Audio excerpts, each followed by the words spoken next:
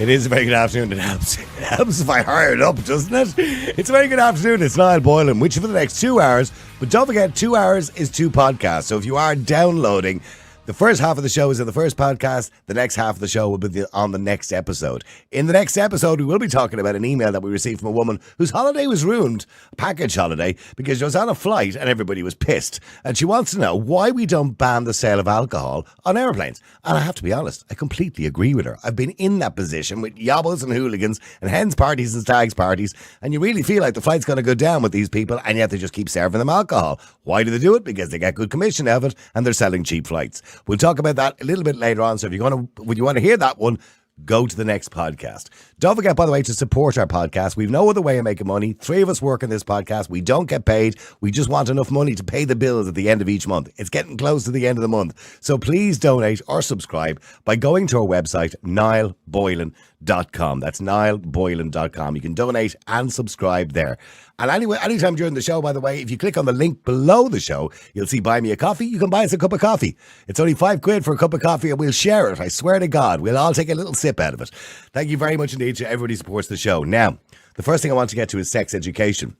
Oh, before I get to that, it's really important that I mention how shit Sinn Féin are. Because as you noticed over the last 2 days, Sinn Féin have done a U-turn. All of a sudden now, we're seeing Pa Daly turn around and say they don't agree with the hate speech bill. They've just got a community notice from Twitter because they all voted in favour of it last year. Simon Harris on This Morning on News Talk said he did agree with the hate speech bill and he's motoring on. So Simon is just not reading the room. We'll get back to talking about that later on, and we talked about hate speech yesterday. But another contentious topic, of course, is sex education. This is another one the government are going to have to consider if they want to stay in power, because they're not reading the room. Relationships and sex education will be taught at an earlier stage under draft new primary school curriculum, in the recognition that many children are starting school at an older age and in some cases are experiencing puberty earlier, according to the authorities. Now, the changes are contained in a draft specification for key subjects, which will feature a new curriculum regarded by the policymakers as the biggest shake-up to the primary school education in 25 years. It includes teaching about sex and consent at an earlier stage and less time on religion. Foreign languages will also be taught in primary school, along with greater focus on other people's cultures. Dr. Patrick Sullivan of the National Council for Curriculum and Assessment says the curriculum has not had a major change and reform in 25 years. The draft documents on the changes are centred around the various topics such as well-being, which in itself includes sex education. The document on well-being, they say, the curriculum adopts a holistic approach to PE and SPHE, acknowledging the interconnected dimensions of well-being. Now, it not only imparts a thorough understanding of the personal and collective well-being, but also fosters qualities such as an empathy, inclusivity, a sense of community, teamwork, fairness and social justice. And I can tell you that's been written by ChatGPT for the National Council, because the word fosters comes up on ChatGPT all the time, just like delve. The curriculum will support children to acquire accurate and developmental appropriate information about human development and sexuality that is evidence-informed. And the People Before Profit, by the way, have said on their website, the real controversy around the RSA should be that it's not objective enough. It is restricted by reflecting the religious ethos of a school, and a child or young person who is LGBTQ+ may not have their prospective sexual relationships acknowledged in over 90% of primary schools and over half the secondary ones. The new programme includes the LGBT+ identities, gender, sexuality topics, and also teaches students strategies for regulating and managing unhealthy emotions. Additional topics include equality, consent, and tools for recognising signs of abusive relationships and gender-based violence. While, according to to Owen Cleary, the coordinator, he says while some small but vocal groups are spreading false information about the changes, the draft curriculum strives to provide children with a balanced, inclusive, age and developmental appropriate understanding of human development. And the SPHE and Wellbeing coordinator, Owen Cleary, went on to say he had addressed many of the misguided narratives. He said instead of vilifying the curriculum, he encourages parents to take all of their passion, time and energy and direct that towards improving the our communities, our children, and that our children are going to inherit. Anyway, you get the gist. It's just like word vomit, isn't it, reading from that, by the way? And when I went to the actual website, by the way, for the national curriculum, and I clicked on primary school and sex education, I got a 404 error. That was the only page I got a 404 error on, which was quite weird. If I was a conspiracy theorist, I'd be almost thinking they took it down on purpose. Anyway, I want to ask you, do you agree with reducing the age for sex education? And not only reducing the age, but expanding sex education to include what they call not being gender normative. And also, apart from that, to include, LGBT relationships, to tell a child they don't have to be a boy if they don't want to be, they can be a girl if they want to be, or vice versa. Do you believe that we should include all of that? Some people would say it's important that we do because we live in a world where this happens anyway, and people are part of the LGBTQ community. And we teach children at a young age, before they reach puberty, that these relationships exist and we don't judge people. It's a fair point, I suppose. But on the other hand, you have people saying, well, hold on, they're children. They're innocent. Leave their innocence until they get a little bit older. We don't need to teach them stuff like that. No matter what way you look at it, it's inappropriate. Let me know what you think. Do you agree with more diverse sex and relationship education for young children in schools? Now, joining me is Leisha de Bruin from the Countess, CEO and founder of the Countess, and also Jana London, who is from the Natural Women's Council. Ladies, good evening to you, or good afternoon, you should say. Good afternoon, Niall. I'll come to you. I'll come to you first, Leisha, if I can, in relation to this. This idea that they say, while small but vocal groups, I'm sure that's directed towards you bunch, are basically condemning this bill and spreading false information. What are they suggesting by that? I mean, to me, it looks pretty straightforward. They want to include, LGBTQ identities, gender and sexual topics and relationships around those things. So I don't think that's anything false about the information you're putting out. You're just saying you don't think it's appropriate. I think what's happening here is there's a confusion at the very premise. And we would not accept the premise that being gay, lesbian or bisexual is the same thing as being trans. And I think that is what is underpinning all of this education. I mean, there's a lot of this that is good. And we do know that child-on-child sexual abuse is a growing issue in Ireland. It's a growing issue in schools. Homophobic bullying is a real issue. And these are things we should be concerned about. So clear, concise, parental and also schools-based information and guidance around consent and any sort of education that will offset or prevent homophobia is good. But what happens is some good stuff gets kind of mixed in this pot with what I can only describe as just a sheer soup of indoctrination, and it's stirred. And like, if we take a step back, and I know you've talked about it, you've done a lot on hate speech, and I'm glad that Sinn Féin has finally come out against it, even though it's kind of, is it too late? But when we take a step back, what's happening is really the indoctrination of a generation of children in school in Ireland. And, I just want to pay tribute to Jana, who's done such good work in this area. And, her campaign in libraries has been so effective. But like, what they're trying to do is indoctrinate a whole generation of children into sort of trans ideology. And I think that's where, we come in, and that's where we're saying no, absolutely not in our name, and we must do everything to stop it. But what's also happening is, and I've discussed this with you before, is teachers are being rolled out as sort of foot soldiers for this ideology. I mean, I met Norma Foley at a conference a few years ago and tried to bring this up with her and we've been writing to her for years. And like, all I can tell you is that the Department of Education is captured. It's without wanting to use a war analogy, it's fallen, Niall. It's fallen. So we have to. We can see that when we see Normal Foley going, of course, St. Patrick's Day parade with Panty Bliss being the ambassador for Ireland. I mean, so we can clearly see that, as you say, it's captured. In other words, they're certainly on the side of the LGBTQ. And by the way, I completely agree with what you said. We don't want to go forward in time and continue to have people, homophobia and people beating people up just because they have a different sexual orientation. But there's a balance to be got somewhere in the middle as well, where we have to accept that the majority of school children will be raised and will grow up being straight, not gay or homosexual or lesbian or indeed transgender, which is a very small minority. But let me come to you first, Jana, if we can.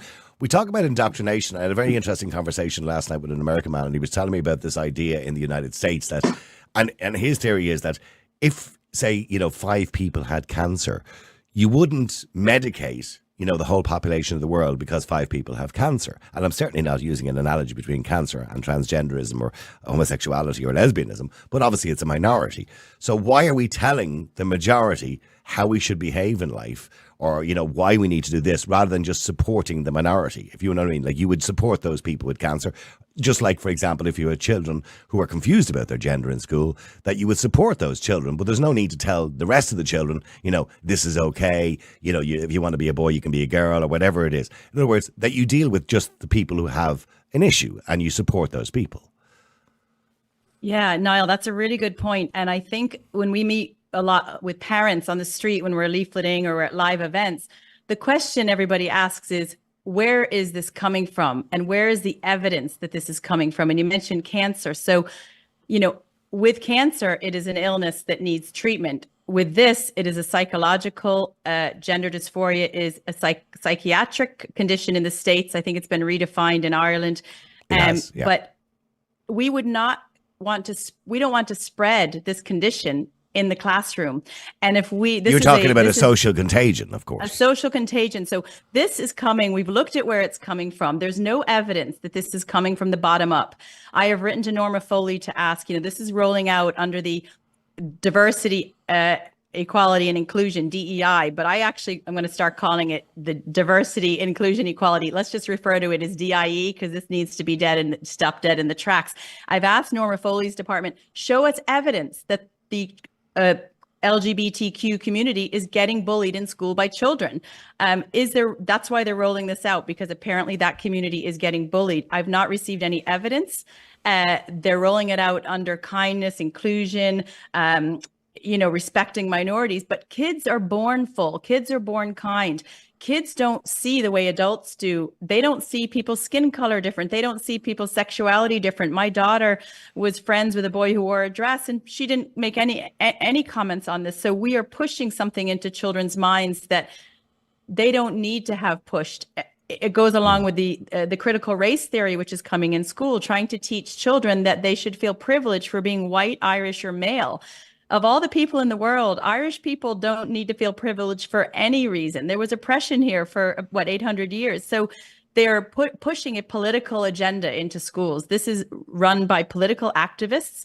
It is a multi-billion-dollar funded operation that is a military attack on children. This is a war on the children. When you say a military attack, they will argue that, you know, all we're doing is preparing children, you know, for life. I mean, because in life, obviously, there is same-sex marriage. In life, there are people who identify as a different gender. So we're preparing children for life, so they're non-judgmental. Now, as you say, children are born non-judgmental. It's the parents that usually make them judgmental. But in saying that, you know, that's what they will argue, that we're just preparing them. And also, if I could focus too on the sexual aspect of it, you know, I'm a little bit unsure about, you know, when we talk about primary school, we're talking about, I'm assuming it's 5th and 6th class, we're talking about 10, 11-year-olds.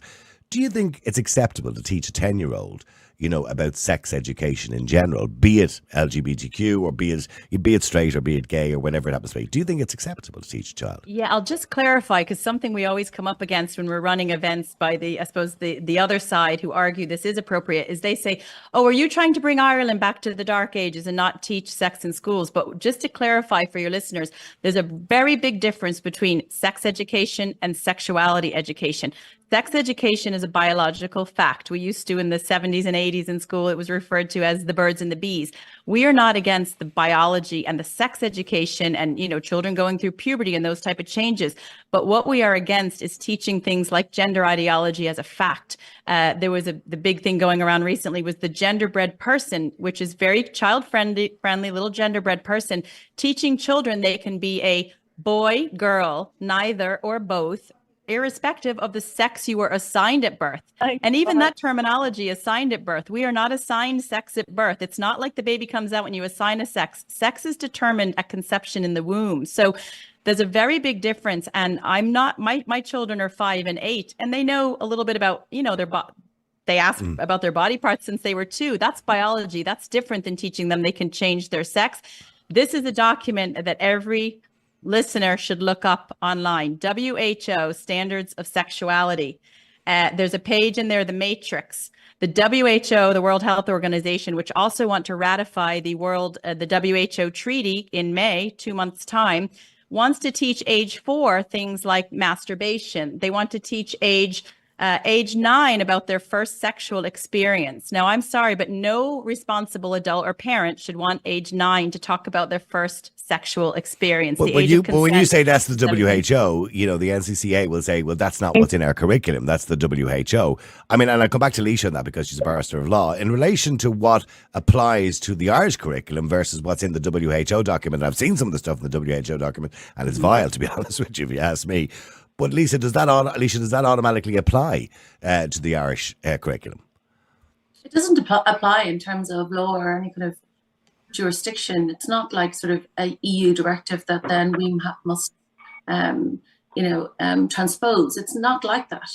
But what Jana and I have both seen, and other campaigners like us, is there is evidence of queer theory baked into the activism that where all this is coming from. So we just look at it in an Irish sense. We do know that the advisory committee on the NCCA, which is coming up with all of, which is putting forward all of these ideas, there are activists in that group, and they are absolutely behind queer theory. And queer theory to me is, in essence, it's about breaking down the idea that childhood is something that society should protect. That childhood is a developmental stage, and so it's not that there's a causal nexus, but it is that this ideology has somehow permeated. Who would believe it? Irish educational standards and thinking in 2024, and sometimes when you talk about this out loud, you sound like a conspiracy theorist, but this is what's happening. Like it's very clear in black and white if you do a tiny bit of reading. One of the key kind of activists on the NCCA committee that's coming up with all this material, she's written about, the kind of fallacy or the myth of childhood innocence. So that's what's behind all this new thinking. And I think at our peril do we not take it seriously, actually. This is, as Jana said, a war for childhood. But it's what that means is, it's a battle to protect the concept in law and socially, that the childhood is a developmental stage, because we know that children, childhood is almost disappearing into kind of they're given a phone or they're given an iPad, and then they're no longer kind of running outside. They're no longer playing creative games. Like the childhood that we enjoyed is sort of over.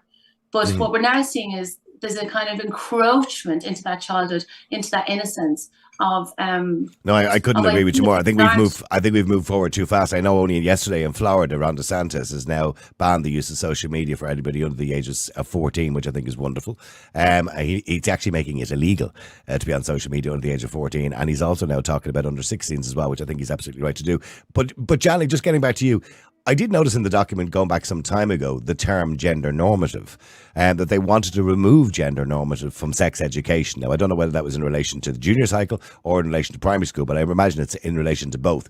So maybe you could explain that for our listeners, what they mean by gender normative. In other words, is that suggesting that we don't at any point ever say, man meets or boy meets girl, they have babies, they grow up and have family? This kind of idea of gender normative.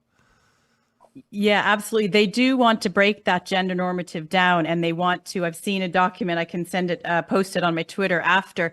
There's a glossary of terms that is in one of the SPHE books, and something we're doing, which our website's under design. We're going to start uploading a lot more pages from these books to share with parents out there. But it is breaking it down. It's saying that not all families. It's creating that normality that not all families have. Mom, dad, they're going to start weaving in.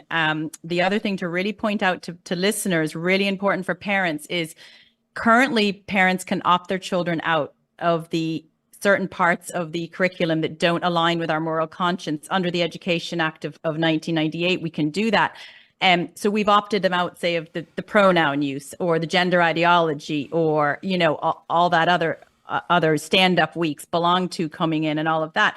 But what's really important now is from the curriculum that we've seen, and we have teachers that are working with the INTO who are on our group, teachers that are on courses about this, teachers who are SPHE teachers, that opting out will soon become pointless, because in this new curriculum, this material and this indoctrination that Leisha mentioned will be embedded in every single aspect of the curriculum. Well, it's going to be, it is difficult to opt children out in primary school. In secondary school, it's a lot easier because you've got separate classes. So you got SPHE would be in a separate class, so it's easier to opt a child out.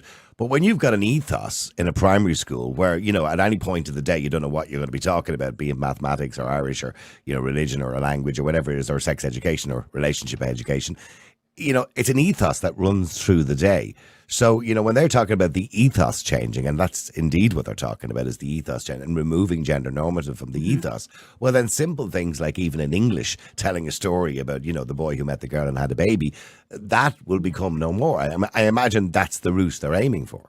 Yeah, absolutely. And Leisha mentioned queer theory. And if anyone wants to know more about that, I'm only learning more about that myself. And queer doesn't mean, like back in the 70s, queer meant gay. That's not what it means at all. So we did a podcast on the Natural Women's Council YouTube channel with a researcher, retired engineer, Eugene, and he did a deep dive into queer theory. It's on our YouTube channel. It's about a 90-minute discussion. We're doing part 2 this Thursday. So queer theory is going through every aspect. So if your child is in history, art, and music, they might be learning about a famous person who's now come out as non-binary. So all these famous people that are non-binary, trans, or whatever, they're going to be pushed into the curriculum. So students will see them as the role model, just as they see all these people on TikTok. So math, how much does a chest binder cost? It's 20, you have 50. Let's do the equation about the cost of a chest binder. So be under no illusion that opting out is going to be pointless, because this is infiltrating into every aspect of the curriculum.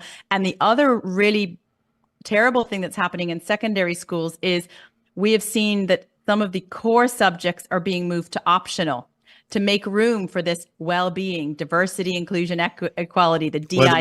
Well, they are reducing religion, but mind you, that's been on the cards for 10 years. But anyway. I'm talking about science. So things are going to be optional: science, geography, business studies, home economics, visual arts, music, and a couple languages. I've seen the paperwork in the book, in the school book, that this is optional. Some schools have science still as core.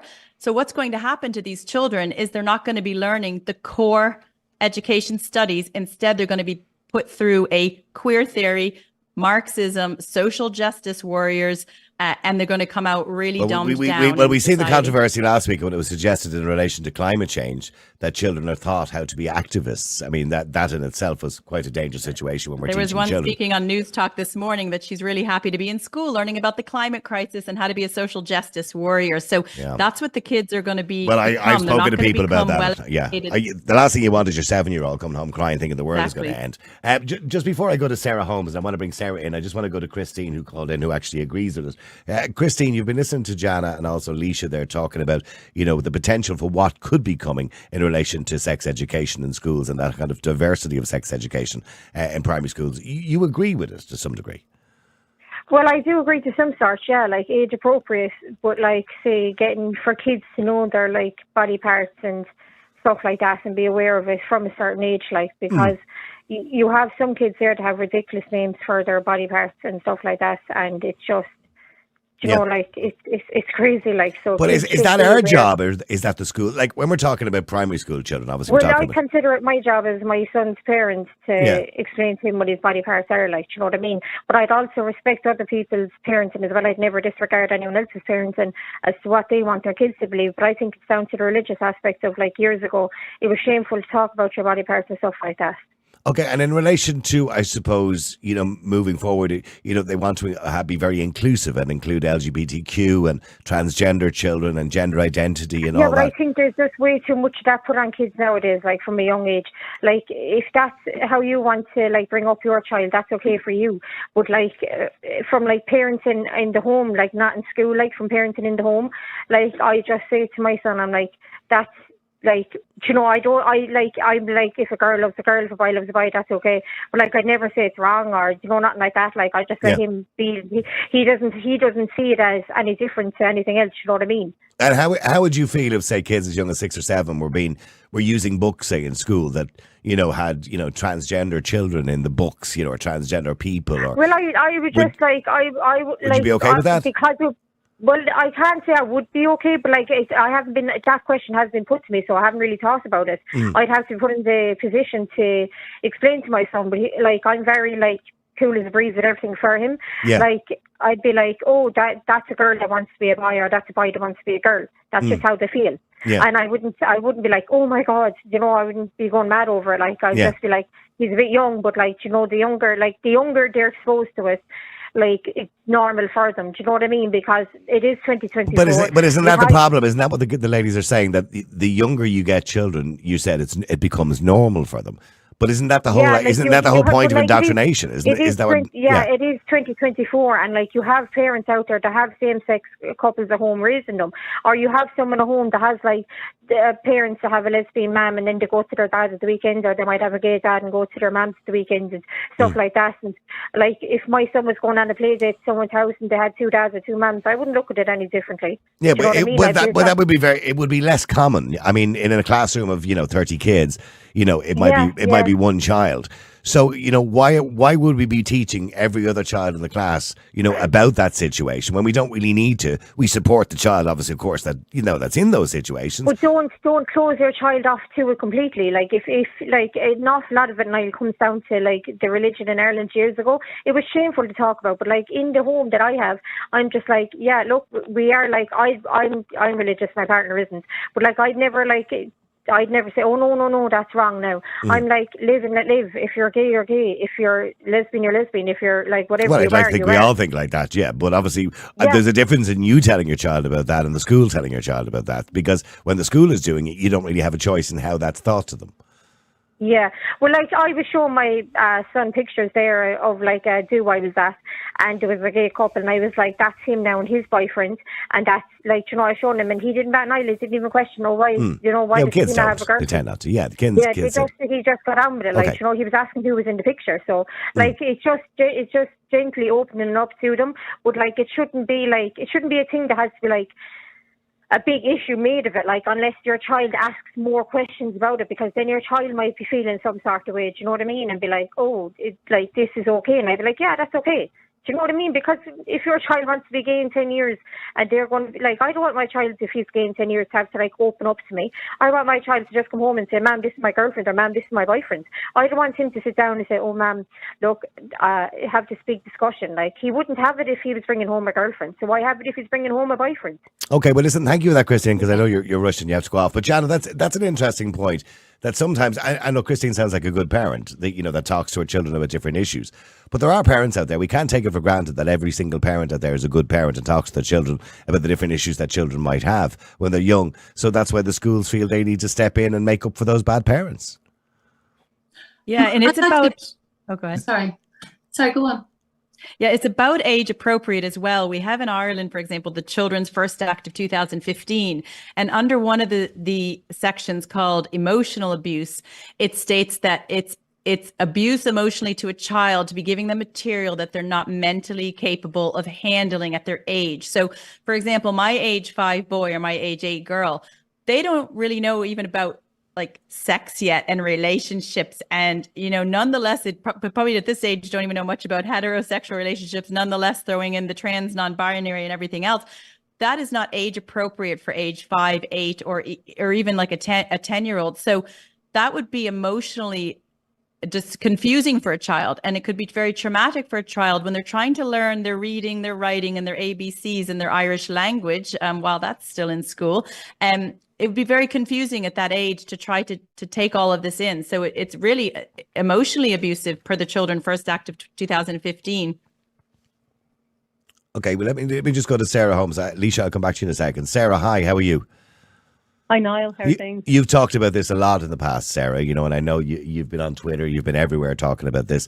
I mean, Sarah, it does look like it's happening, whether we like it or not. Yeah. I know, Jana's fighting the good fight, as is Leisha, and I know you two have as well been involved in this, but it looks like it's happening. So why do you think when we see, we're seeing a government at the moment ignoring people at the best of times, but when it comes to children and child protection, you would imagine that we would be much more conscious, we have much more open debate about it, and, public submissions would be taken seriously, wouldn't you? Would imagine so.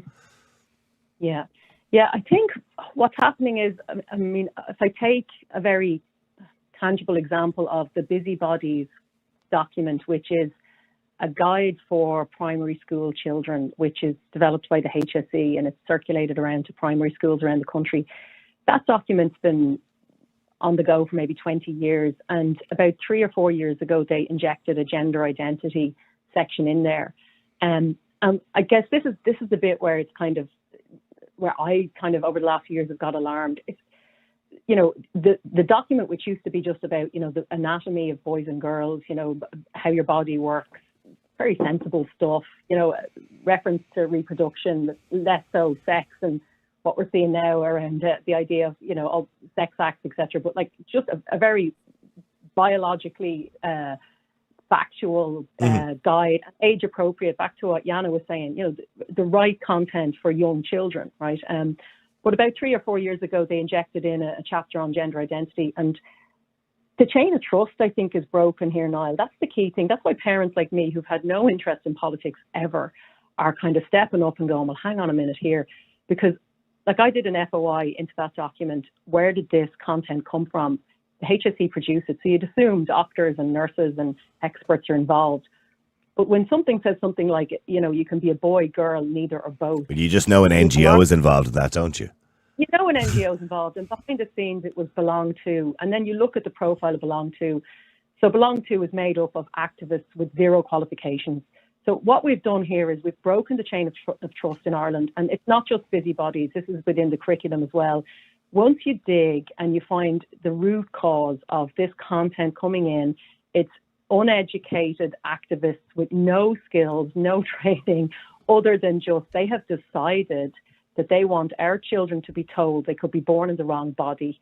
And they have gotten their way through guilt-tripping politicians and civil servants into giving them the And right. why do you think politicians do that? Do you think politicians are afraid? Because, well, we've seen that, by the way, during the last referendum, of course, politicians, you know, pandering to the National Women's Council. So you think politicians are afraid of NGOs? I think hopefully the tide is now turning. I think it is. Last night, Yeah, coming up against the hate speech. But I think what happened was, if you look, they were in the background for the last few years. Someone decided, and Leisha and Jana probably know lots more about this. Someone decided, without tinfoil hats, you know, that we need to normalise this idea that if someone says there's something, even if they're not it, everyone has to go along with it. And they put themselves into positions of power and started lobbying. You can look at the lobbying.ie and you can see the amount of lobbying that goes on. You can see the access to politicians. They sat them down. They would bring someone in and say, look, this person is miserable. This is why they're miserable. If you look at the hate speech, the lobbying for the hate speech legislation, you can see it's predominantly organisations which are promoting the idea that children and that people are born in the wrong body. So, well, we've seen that as well in the United Kingdom too. Well, in Scotland, and the new hate speech bill, of course, comes in there on the 1st of April. And the big story at the moment, of course, is J.K. Rowling, who has misgendered India Willoughby and is failing to remove those tweets that she put up, actually refusing to remove them. And she could be the first person to be prosecuted under British law with hate speech because she called a man, which is quite bizarre. Yeah. I mean, I want to just come to Leisha on that matter. Leisha, do you think all this is being pushed by NGOs, or is it the Department of Education themselves who feel it needs to be updated? Because in fairness, I think we all agree that the education programme or the curriculum hasn't been updated in 25 years and probably does need a bit of a reshuffle anyway. Look, we all understand that children do know a little bit more than we did when we were 12 or 13 years of age. They have access to the internet, not that they should, but they have access to the internet on their smartphones and everything else. So it's better that we tell them rather than finding it out off TikTok or whatever it happens to be. You would agree with that, wouldn't you, Leisha? Yeah, so like as a sort of progressive organisation, our position would be that there should be lessons around consent, that we do need to do anything we can to stop child-on-child sexual abuse, which is probably because of the influence of porn, that we have to be able to have conversations about this, that in the absence of parents not wanting to, that school does have a place. But going back to my earlier point, this idea that sexual orientation is the same thing as trans is fundamentally incorrect. And it is part of the trans project to ensure that we all, and particularly organisations, institutions with a small c conservative, believe that. And what they really don't want to do is to be seen as homophobic. So therefore, they will happily go along with this idea. But the problem is the LGB have hitched their wagon to the T. And they've done that for years. So that's the problem, isn't it? It's very damaging to the cohort in the classroom to tell them in any messaging that being trans is normal and it's like being gay or straight when it simply is not. That is not the case. So it is absolutely damaging to those children. And also on a kind of philosophical or developmental point of view, like, how dare any teacher say to a child, your best little friend who you sit beside every single day, suddenly they're not Johnny anymore, they're Susan, and you have to pretend they're a girl. They are a girl, and if you say they're not a girl, you're a hateful bigot.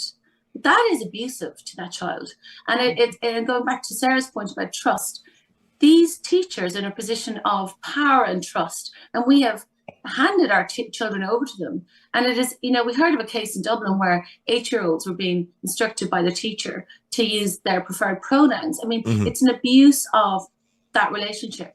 But I would say this, Niall, and I want to really make this point very clear. Like, trans has become mainstream insofar as it's part of the culture. I mean, we're undergoing a huge sort of propaganda really machine around this, a huge amount of lobbying to make it normative. So, like, I think it's going to be there in the curriculum. But our position as an organisation would be, and we've done so much work on all the different draft curricula, would be that if you say trans at all, you must talk about detransitioners. You must talk about the harm of puberty blockers, how there will be no sexual function, how you will be a lifelong medical patient, and all the medical complications up to and including sterility.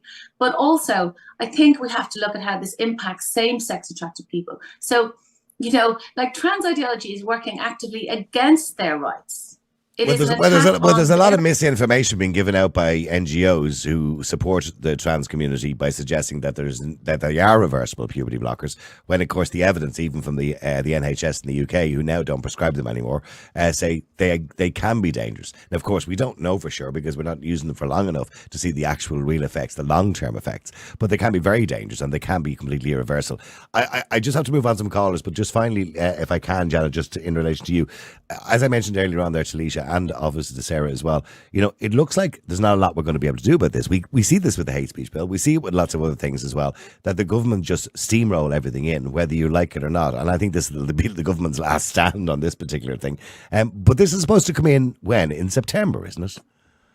The senior cycle consultation finished, and just like the junior cycle one that happened a year ago, parents were sidelined. We have Freedom of Information Act requests that we are doing. They've been denied by the NCCA. It's now with the commissioner, and it's in full investigation as to why they are hiding the information, proving to us that parents were sidelined. Senior cycle is meant to go in this year. The primary school, the small children now, that consultation is open until early June, and we're going to be starting a campaign in the next week or two. We have a promo video coming out in the next couple of weeks, filming with a few mums reading from the school books, just so people can know what's in there. So it is going in. It's already in for junior cycle. Senior cycle consultation's done. It's going to come in 2024, and then primary school 2025. So when you say there's not a lot we can do about it, I agree it's a big challenge because it is driven by the likes of the United Nations. It's coming from the top down, not the bottom up. But the government is not listening to the people.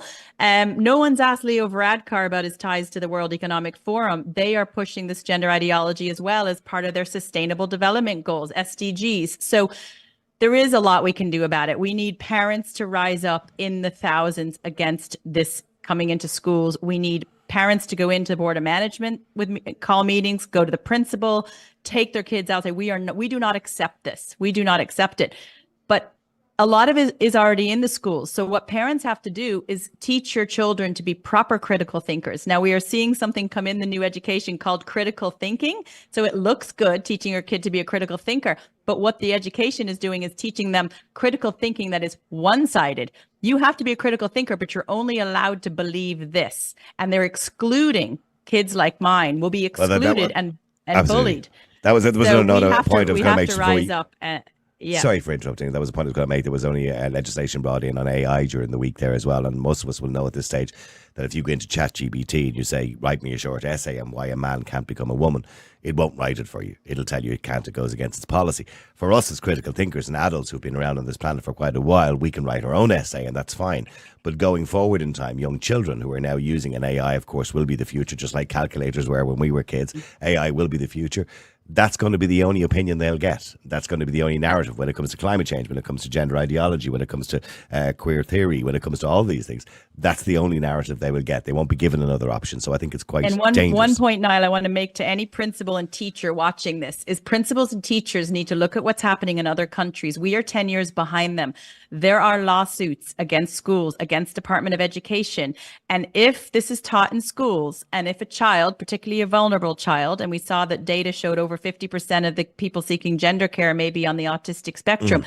If a child goes down this path because of what they're taught in schools, and that child is harmed and they wish to detransition and regret their decision, parents will be going after the teacher, the principal, the Department of Education that taught this from a legal perspective. We will see lawsuits. So parents and teachers need to be aware that your job is to safeguard our children. We are handing our children over to you in your care to teach them. If you harm them, we will go after you in any way we possibly can legally.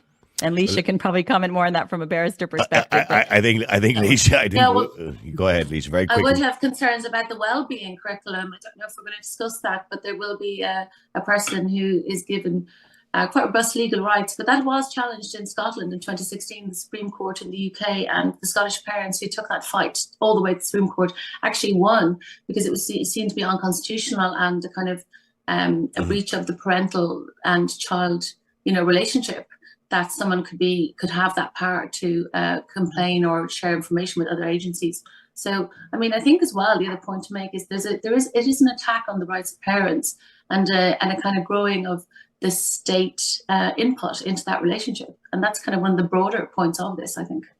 Okay, well, listen, thank you very much indeed, ladies. I appreciate you. Jana London from the Natural Women's Council, thank you very much indeed. And also Leisha De Bruin from atthecountess.ie, by the way, if you want to go, or just at the Countess or thecountess.ie if you want to go to the website. Is that correct? Did I get that correct? Yeah, I just wanted to say we're hosting a conference on the 27th of April in the RDS, where we'll be discussing this in depth, and we'll be going through the curriculum and all the other tendrils of gender ideology as they impact Irish society, law, culture, sport. I shall drop along. Well, listen, thank you very much indeed. Thank you very much indeed. And we'll talk to you more about that. We'll talk to you more about that particular event when the time comes. Thank you very much indeed, ladies. Now, let me just go, if I can, to Sarah. Sarah, just coming back to you very briefly, because I'm sorry we couldn't get you on at the same time as the ladies, because I know you were kind of busy yourself. But Sarah, I've loads of callers on. Everybody kind of disagrees with this idea of sex education this young for children, that type of sex education, but yet we're not able to do anything about it. That seems quite frustrating for parents, doesn't it? Yeah, it is very frustrating. I think, though, many of us are only starting to understand now that there is a way to start having a voice. Like I put in a formal complaint to the HSE on this Busybodies guide last year. I got a response, and lo and behold, about 2 weeks ago, I was checking up on the online version and they had changed it. Now, it's not completely eradicated out the problem parts, but they had changed it. And I wonder, would they have changed it if they hadn't got a complaint from myself? And I think a few other people also complained. So I think parents need to find their voice and to start speaking up and articulating, because when you see people on Twitter, there's people who are well able to articulate it on there, but they're not maybe following up with the Department of Education. What's odd? I'll tell you, here's something that's odd. I looked up, tried to get a bit of information today, and I went onto the NCCA website, into the relationship section in primary school. So I clicked on, it had, junior cert, and I can't remember what the other one was, but primary school was there as well. The other two worked. When I click primary school, it comes up as a 404 error page. So they don't have any information on it on their website. There's an error page. Now, I don't know whether they're just having problems with the website at the moment, but that seems to be the only page they have an issue with, which is the primary school sex education. Yeah, and there's lots of, it's weird when you start going to some of those websites, they'll have links to other sites where they'll say, here's the Parent Council, the National Parents Council website, or here's the primary principal's website, or here's some other, there's links upon links, and you'll find very old content and very weird content on there. Yeah. So I don't think that the people who we look to kind of roll this out and keep it up to date, I don't think they've got a grasp on it themselves. No. Well, as you heard earlier on, the lady saying, and I completely agree, this is all being pushed by NGOs. It's not being pushed by, educational organisations. It's being pushed by NGOs. And we all know that, sure. Yeah, it's 100%. I mean, I have dealt with the NCCA in the past, and I think they're now at the mercy of all these NGOs. Even just yesterday, I was looking at the minutes of this, the LGBTQ plus strategy, the last meeting that Roderick O'Gorman had, and it's just a smorgasbord of NGOs. You can see the meeting minutes. I'll send them on to you, and you can see what they're talking about. And it's like, when are we getting the money? That's the main theme. Where's the money? We need the money for what, right? I mean, my thing would be like, anyone I know voted yes for marriage equality because we wanted people to be treated the same and have the same rights. But it's like there's something else that's keeping these NGOs motivated, which is the constant need for money, and the constant need to tell kids that they're different and that there's, that people hate them. And I've got teenagers, and they said, that they don't give a damn whether somebody is gay or straight. It doesn't actually enter their psyche, but they're constantly being told by, Belong To will come up on the come in for their whatever week they have, and their stand-up week, and tell them that everybody hates gay people. And this is the first time that they've actually thought about this. No, young children don't. They don't hate anybody. You know what I mean? Unless you tell them to hate them, they're not going to hate anybody. Well, look, Sarah, thank you very much indeed. I'd love to have you on for longer, and maybe we'll get you back on again another day, because I know there's a lot you want to talk about, but unfortunately we can't get it all in one day. But thank you very much indeed, Sarah, for joining us. I appreciate it. Let me go to John as well. John, hi, how are you? I'm not so bad. What I can't understand there, 2 weeks ago there we had more referendums, and the Irish people finally found their voice. Now, a situation like this where children are being taught against the parents' will, like last time I looked, like the children belonged to the parents. They didn't belong to NGOs. They didn't belong to Leo Varadkar, Roderick O'Gorman, or any of these characters, right? They belong to their family, their parents. And I would agree with you, but to some degree I also have to argue, John, and that, as much as most of us are good parents, some of us are bad parents and don't talk to our children about the obvious things in life. Yeah, well, you don't talk to primary school kids, very young kids, 4, 5, 6, 7, 8, 9, 10, about masturbation and about changing your genders and all this kind of carry on. Like, you leave the innocence there as long as you can. And it didn't do me any harm not to. When I say not to know about it, I firmly believe that nobody had to tell me about it. These NGOs, we all know where they're coming from, and they all know where the lobby really lies, right? And they've now become a political movement, right? And unfortunately, they're being listened to, right? And I was supportive of the same-sex marriage, so I don't class myself as a homophobe, right? But the people that voted for the same-sex marriage were all of voting age. We are now allowing children, very young children, to be indoctrinated into something which they should not be experiencing at all. And I put two characters in the frame here, and that's the former, almost out the door Taoiseach, Leo Varadkar, and the Minister for Children, Roderick O'Gorman. Okay, well, stay there for a second, John. You're blaming both of those, obviously because you feel they're too progressive. Let me go to Sean. Sean, hi, how are you? Niall, pretty hard following up the three girls there today, Sarah, Alicia and Jana. I'm a parent, and I wasn't consulting this. There was an open consultative mechanism on the website that sounded like your ChatGPT at the start of your show. They're not listening to parents on this. They haven't consulted parents as the primary educators in Ireland. I don't see where the legitimacy from this is coming from. Every parent I talk to is against this, and the big fear is so few are aware. We're almost in our own little bubble on this show, on Grit Media, on Twitter. When I talk to parents outside of this bubble who are aware of what's happening, they all think this is a great idea because they've no idea what's actually included in the curriculums. I think the biggest part at the moment is we need to get the word out. I think Leisha made a really good point. This idea that we're attaching, LGB to T. in other words, that this idea that, well, if you don't treat transgender people properly, or you don't believe that a man or a boy can become a girl, well, then you have a problem with gay people.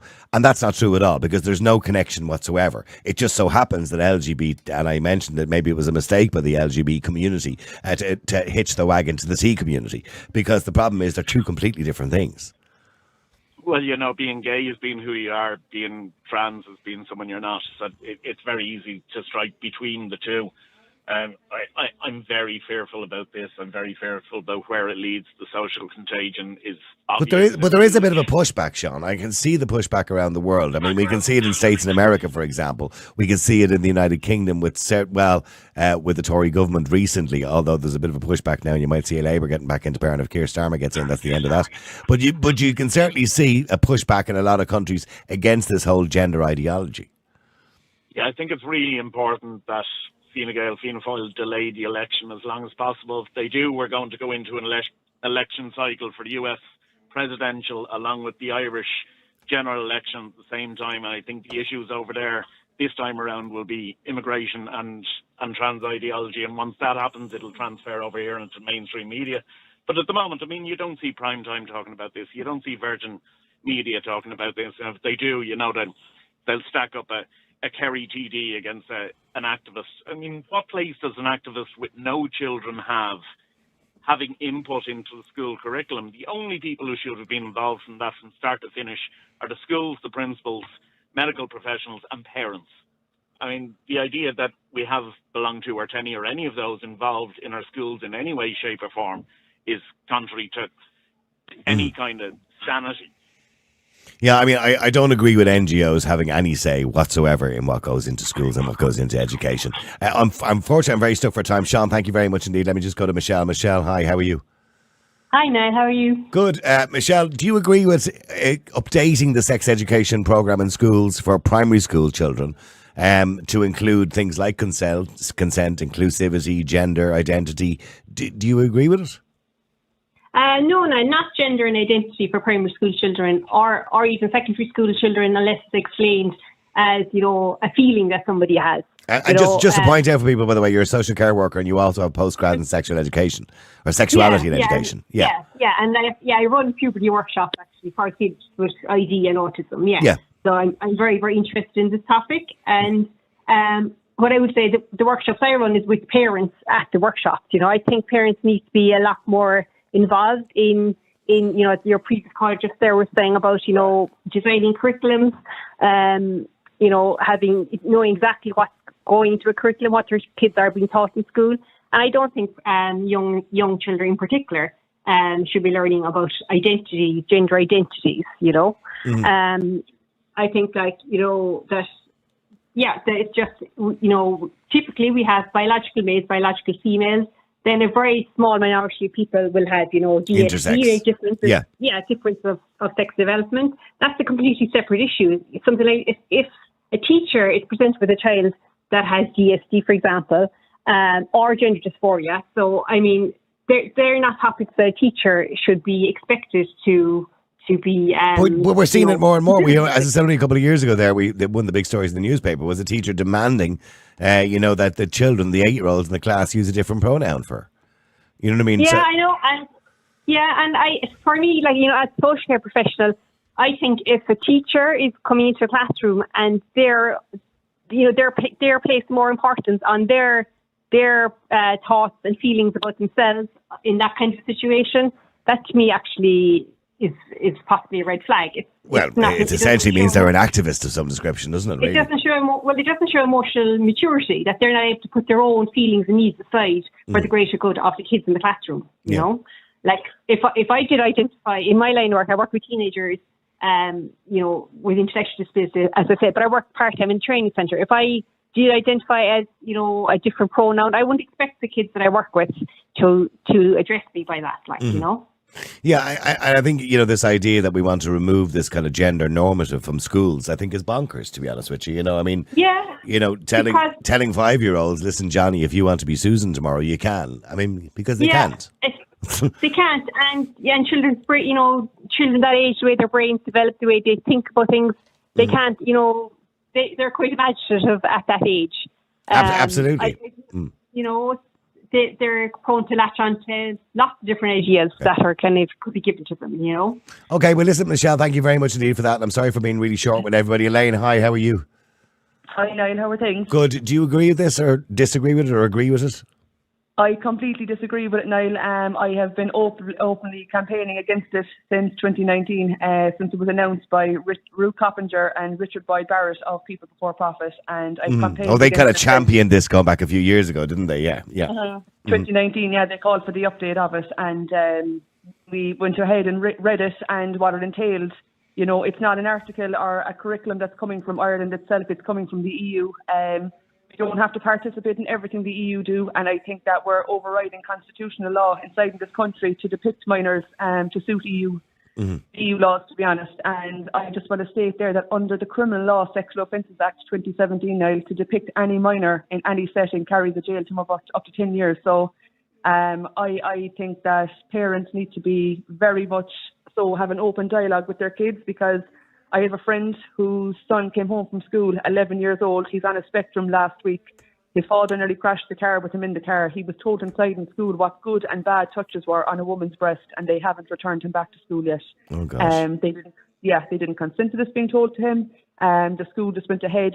And I think as well the fact that they were trying to remove the word woman to create a durable relationship inside the country, while also looking to lower the age of consent to 14 years. There should be red flags going off in every single parent's head in Ireland. Article 40 of the contract. I haven't seen that. No, I've seen them suggesting reducing the age of consent to 16, not 14. I know. Elaine, thank you very much indeed. Let me go to Ted. Ted, hi, how are you? How are you, Niall? Thanks for having me on. Good, Ted. Do you agree with this change in the sex education? Not at all. 100% no. My 4-year-old, he started junior infants there this September. Just after February there, he's only 4.5 now. He was given a piece of paper in his bag sent home saying that after one of the midterms they were going to be taught this. And down the bottom of the SPHE and the RS, whatever it is, RSA, one of them. RSPHE, yeah. That's the one, yeah. And down the bottom of the piece of paper it has written that the school will not be responsible for anything said outside of the classroom.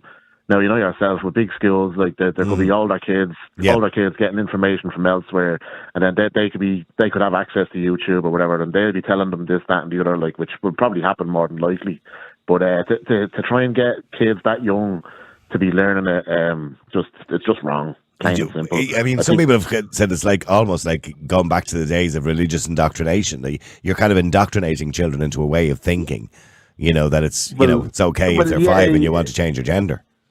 Not at all. In my I have a stronger term for it. It's pure rainbow Nazism. You can see the type of propaganda that's being pushed, and like whatever about maybe later on when they're 16 or 18, near the end of the leaving cert, maybe things like that. To issues like that. Well, I do believe sex education in general is important for a child, particularly, and they normally get it in the second year of secondary school, which is like 14 years of age. I do believe sex education is important. I mean, you don't want children growing up, not understanding, sex, because let's be clear, they're losing their virginity at 16 years of age. Yeah, 100%. Things like that and STDs, things like that, how to do it safely and all. It's more to defer them, you know what I mean, from getting into situations they don't want to be. But again, at a bit of a later date, like even with biology, like I'd say, girls can be embarrassed around boys, and boys will make fun and all this, that, and the other. So maybe even like a separate class for girls about their own reproductive systems, because you know what I mean. Just I think there needs to be a lot more thought around it before being instigated, and an option for parents as well. Like we didn't even, the piece of paper we got didn't even have an option to opt the child out or anything. So like what do you do in that case? I believe that it should be every parent's right to opt out of anything like this if that's how they feel about it. And absolutely I couldn't agree with you more. Ted, thank you very much indeed. Let me go to Munirazi. Munirazi, hi, how are you? Hi now. Good afternoon. How are you doing? Good. Munirazi, okay, sex education generally in school, do you agree with it? No, man. I believe this is just ridiculous. Just ridiculous. Actually, it's pathetic to actually think of that, like primary school, these are children, man. It's like they want to brainwash. I don't know if it's brainwashing, is the good word, or it's propaganda. I mean, we've got more pressing issues here in Ireland, like, immigration, housing, health.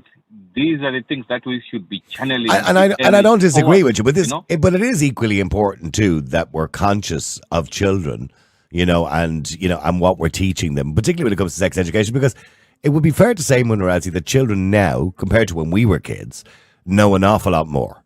So we want to make sure they have the right information instead of the information they might get from, as I said earlier, on TikTok or Instagram or YouTube or whatever it happens to be. We want to make sure they have the right information.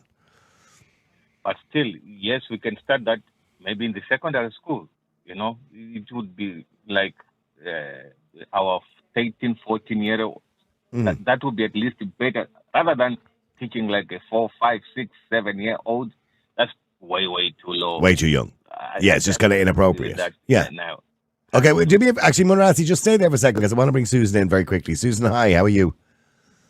Or Suzanne, sorry, I do apologise. Suzanne. Hi, Niall. Hi, Niall. I'm listening to all the people there, and I just want to make a few quick points briefly. I'm totally against this. The Department of Education are employed by the parents, and the rights of the child needs to be protected. Another point I'd like to make, I'm not a psychologist, but I've studied psychology. 0 to 7 for children they're like sponges. They soak up everything. 7 to 14, they mimic everything they see around them. So they mimic their parents, etc. 14 to 21, they play up on what they've soaked up and what they've mimicked. So I think to try and indoctrinate, junior, senior little kids, indoctrinate them with stuff that A, they probably won't understand, and B, I don't know, when I was a parent, I could barely do maths homework with my kids, and they come home with homework. So it's bringing the whole thing in. So the other thing I just want to mention is, I think this is influenced by the NGOs again. 17 LGBT NGOs are funded by the government, and it's a bit like the no vote. It's sort of another strand of that. And just one thing I want to mention, we're trying to keep kids, safe from the internet, and I can't police parents, but under 12's iPhones on the internet, that's the first thing. I think, Niall, it's to protect the innocence of children. I couldn't agree with you more, and I know Florida, as I mentioned earlier on, brought in legislation yesterday. It's just the innocence. Yeah. Like, I drive up Griffith Avenue every day, and there's 3 schools come out at 2 o'clock, and there's little kids there, and they're so innocent. So, some kids still believe in Santa up to the time they're 8 or 9. So no for me. And just one thing I'll say, the famous actress Angelina Jolie, if you remember, her daughter identified as a boy for many years, dressed as a boy, identified as a boy, and then she's now blossomed into a beautiful young woman. I have Grace 2 sons. I think kids go through all kinds of phases in life. I don't blame Angelina Jolie's daughter for that. I blame Angelina Jolie for that. Yeah, for I suppose for feeding into it. But I'm saying, what kids go through so many phases in life, that let them go through their phases, but don't influence them. Don't allow. I mean, on a very simple note, I told my father when I was 7 I wanted to be the Hulk. He didn't spray me green and pump me full of steroids. Do you know what I mean? No. So what I'm saying is, you listen to a child, you support a child, but you don't affirm something like that at a young age, because that's just ridiculous. No. That's what Angelina Jolie did. Okay, but listen, unfortunately, I've run out of time. Munirazi, Suzanne, I do apologise to everybody that I had to rush through you all very quickly there. Went a little bit over time. And thank you very much indeed for joining us today. Don't forget, by the way, keep supporting the podcast. Keep supporting us. Go to our website. We need your money. It's like Bob Geldof, isn't it, during Live Aid when he was banging the table. We need your money. We need your money. Because obviously we've bills to pay. We don't get paid for doing the show. Please support us by going to the website and clicking either donate or subscribe. And don't forget, while the show is on, there's a link there as well. If you want to just buy us a coffee, you can. You can just click the link on Buy Me a Coffee. All right, thank you very much indeed. We've got another podcast on the way. So if you are listening to this one right now, stop listening and go to the next one. The multi-award-winning Niall Boylan Podcast. Listen live on Facebook, YouTube, and all the usual live stream services. To get in touch, just WhatsApp or text 085 100 2255. The Niall Boylan Podcast. They told me to shut up. Available for download from all your usual platforms.